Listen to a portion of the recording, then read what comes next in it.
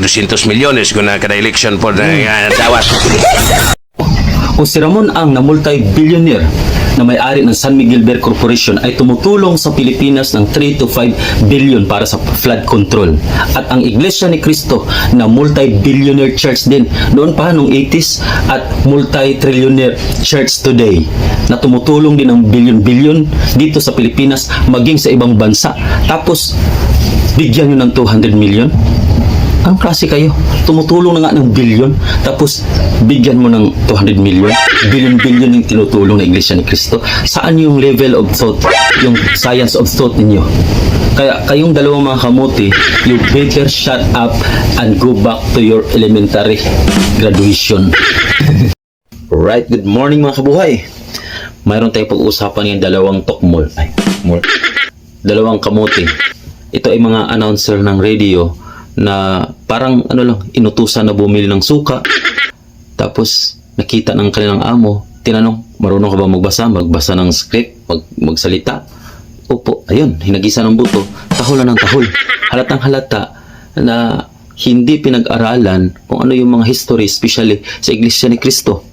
At ngayon, tumutuligsa, no? Kung ano-ano yung mga binabato sa Iglesia ni Cristo, kung ano-ano lang sinasabi sa Iglesia ni Cristo.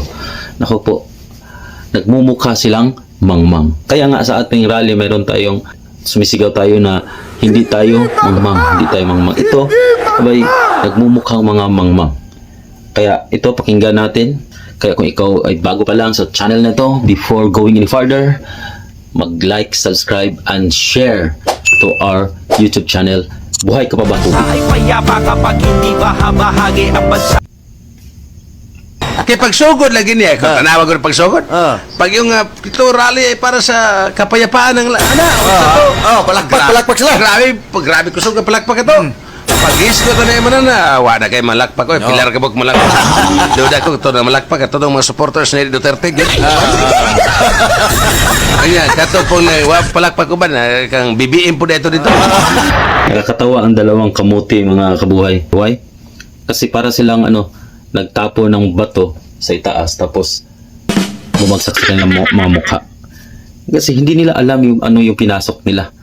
Hindi nila alam kung gaano kalalim, how deep the faith of the Iglesia ni Cristo compare sa kanilang sekta nila, ano ba yung kinasakupan nila. Hindi kasi nila alam. Ang tanong, bawat Iglesia ni Cristo ba ay mayroon tayong kanya-kanya o sariling opinion, kanya-kanyang mga pananaw sa buhay? Of course mayroon. Pero pagdating sa Iglesia ni Cristo, mayroon tayong tinatawang magtanggi sa ating sarili. Gaya ng Panginoon Hesus Kristo, nagtanggi sa kanyang sarili. Ayaw niya, di ba, nanalangin siya nung uhulihin na siya ng mga Hudyo. Di ba, nanalangin siya doon sa bundok bayan ng mga Olivo, na halos lumuha siya ng dugo. Nanalangin siya sa Diyos na, Ama, kumbaga maaari, ilayo mo sa akin ang sarong ito. Kasi masakit yun, mahirap yun, bago ka patayin, pag pahirapan ka pa. Pero binawi niya kaagad, hindi ang aking kagustuhan ang masusunod, kundi ang sa iyo. Ganon di ba tayo, mga Iglesia ni Cristo, dahil katawan tayo ni Cristo? Sinusunod natin yung ulo, yung Panginoong Hesus Kristo. Nagtanggi tayo sa ating sarili at nagkakaisa tayo sa desisyon. Lalong-lalo na itong sa pagboto.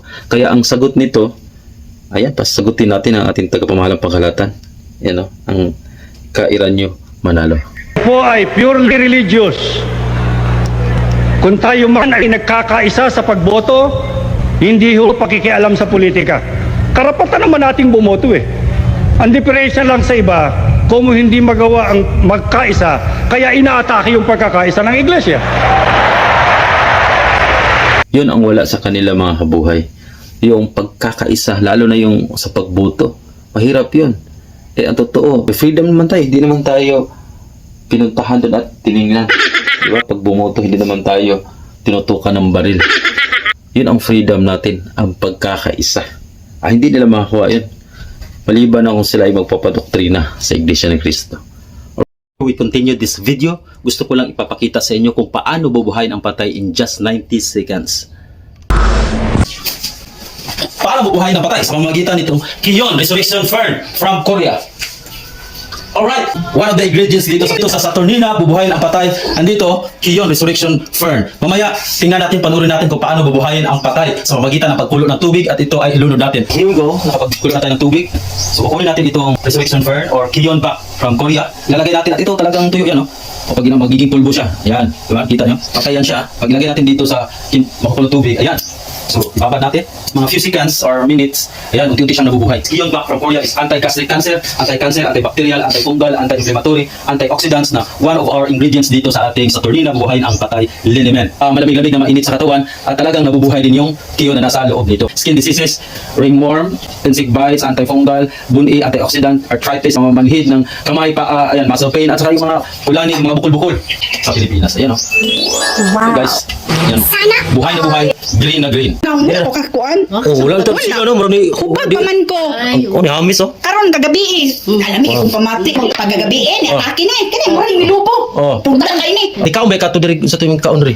Pati Guli mo kini, hubad kini sa kani sa tiyo. Oh, lagyan mo ng ano, ilagyan mo Tang na ko taw adiri alamias kung pamati pagkauma ni Ay, kagad ang- Sana. Ika mara din siya di ana. Oh, nalaya Mo dahil. tani ni ko nga nga. ang katol tidi kumusta? Wala. Sana.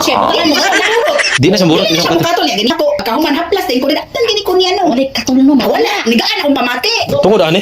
Oh, kada gabi maglagay ako dito. Matulog. Kapay na ako sa kung sa kay ani. Wala na kanidayo na to mo sakit paliton mo te. Wala na ko atong kalmusiptin og skin fighter. Alright. Kanang need abot 1.8 million. Naagi mga gipasulod ay no, di ko kay daghan. Di ba may tabo na nga ang mga grupo din na pasudlan? Ang problema ato wa ba ka to, ang gasto lagi. So kag mag 1.8 million sa mobilization ana. Parte da kuha. So ta kuha gyud. Pinoproblema nila yung 1.8 million. Sige. Sa barko pa lang daan. Ingon na barko. Pero wala man guro nitabok kay ang Cebu, Davao. Davao, sa diara day. Sa Luzon ra gid. Luzon ra gid, Luzon lalo Pero ra gid. nagbas tong uban. Nagpaso dako gigasto eh. Di na. So, ang ako inato kadaghan mobilization pa kada kuha gyud. Dako gigasto. Mga 6,000 kapin, 6,000 ka mga spiritual leaders, mga sector leaders ang mutambong. Mugasto gani og 3 million. Kaon og kining unsa pa ni transportation uban pa diya. Unya mag 1.8 million. Buta tala tag 200 pesos kada ulo. Pila naman na. Oh. Mo na yun, di ba ka kwarta China to? Ay ay. Tana dodong level siya ba si kwarta to China? Sa kaon pa lang daan na to. Sa ang lagi Ang mobilization. ang lagi mobilization na to. Dito na parte na ko. So taking ko asa man sila. Muna ang gikuan ba nga ipasabot sa Iglesia ng Cristo nga oy, klaro na among mobilization amo abi. Amo ara kita. Wala man lang. Dili ba niya kwarta China ha? Ang dalawang kamuti mga kabuhay ay halatang halata na mga walang alam talaga, mga mangmang. No, kasi para lang makonek nila sa politics today, pinoproblema nila yung mga transportation natin. Ano nga tayo, unity, nagkakaisa nga tayo, mayroon nga tayong tinatawag na arrangement. Diba? Bakit hindi nila tinanong, hindi nila pinoproblema yung transportasyon din natin? Yung mobilization, ika nga sabi nila, noong way back 2018, Worldwide Walk, di ba milyon-milyon din yun? Hindi lang sa Luzon yun, sa iba't ibang lugar. Pera yun ng China? Pagka, yung mga utak nito, tapos anong connection ng China? Ang labo, parang, kasi, kinokonek nila, PRRD or itong si Zara is pro-China. Kayo lang naman nagsabi niyan eh. Kung pro-China sila, bakit sila magkaibigan ni Donald Trump? Parang iibitahin pa nga sila ngayon eh. Di ba? Kayo wala kayong magawa sa buhay, hinagisan lang kayo ng boto sa amo nyo bilyon-bilyon, tahol na kayo ng tahol. Mag-aral muna kayo bago kayo magbitaw ng mga salita para hindi kayo magmumukhang mga ingot, magmumukha kayo mga mangmang. Kaya unang-una na-debunk natin yung mga sinasabi nila.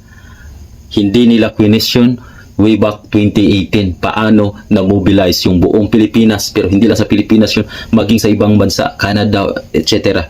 At dito nga sa amin sa Digo City lang mayroon kaming budget sa Iglesia ni Cristo, transportation, pagkain worth 4 million pesos. Ganon kayaman, mamaya pag-usapan natin gaano kayaman ang Iglesia ni Cristo.